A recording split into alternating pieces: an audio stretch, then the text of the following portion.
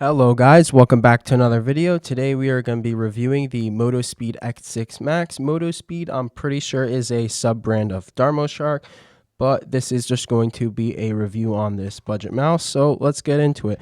So first off, this is just the box the mouse comes in, and in the box you will get a few things like these grips, a cable, you will get some extra skates, and obviously the manual, and you will also get a 8K dongle. It is a small USB dongle, which I find quite interesting, but it's 8K. So then let's get into the mouse. So the specs are a paw 3950, sports up to 8K polling.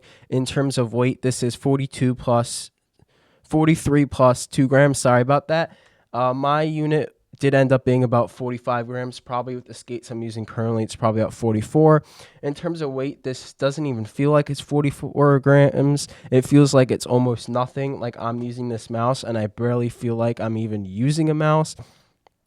In terms of DPI, this goes up to 30K DPI, which we all know no one's going to be using. Like I use 1600. I feel like no one really uses more than 3200, but whatever. In terms of battery, this does have a 300 milliamp hour battery. I have been using this mouse for almost a week pretty much, and I haven't even looked at the battery life. I haven't had to.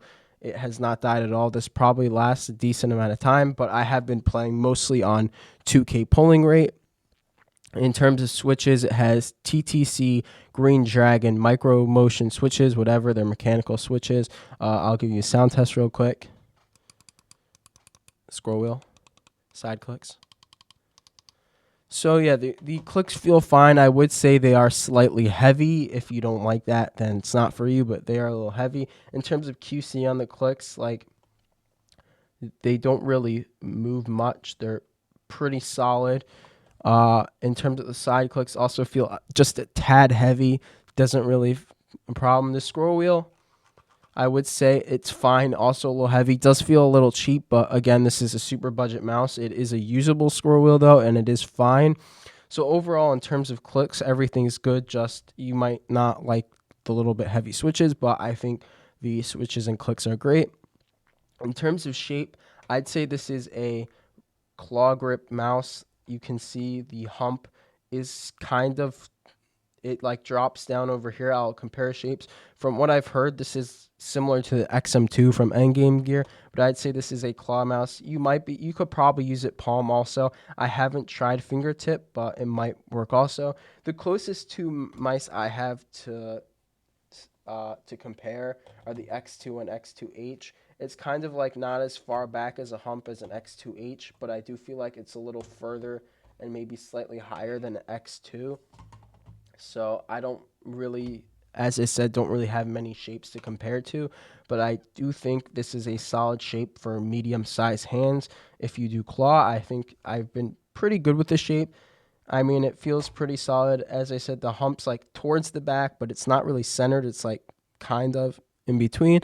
But yeah, enough about the shape. If you like this shape, you can see it here. You'll probably be able to see. Also, I did notice, I forgot to put in my notes, there are these grooves here and also under the side buttons. Hasn't really affected me at all. I didn't notice them while gaming. I don't know. In terms of stock skates, so I took the stock skates off.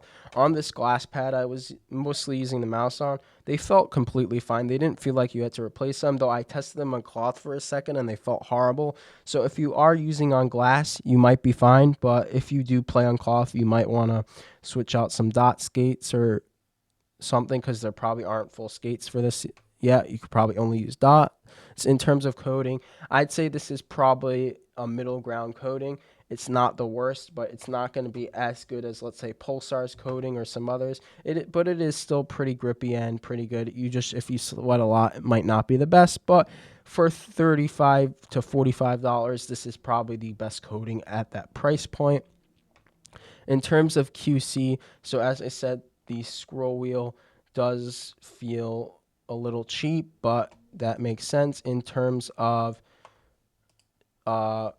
like other build quality issues. I did notice with dots there is a slight amount of wobble. It could be my dot configurations, but it's possible the bottom mold isn't fully flat and it's like a little millimeter off, because I didn't notice was full skates, but I don't think it's really a big deal. Also, I did notice you can really press in easily on the bottom. It's not a big deal. Also, you're not going to press in and crack your mouse, but in terms of side flex, there is really nothing there. I did not notice any other QC issues.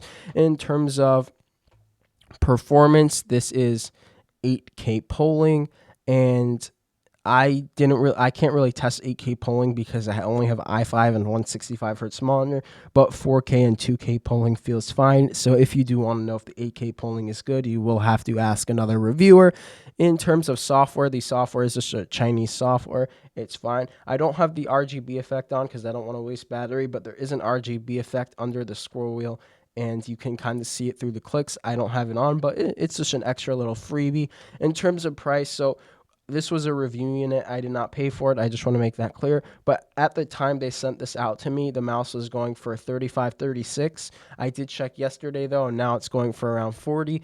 So I would say this mouse, you're going to find it, the max version, between 35, 36, and like 45.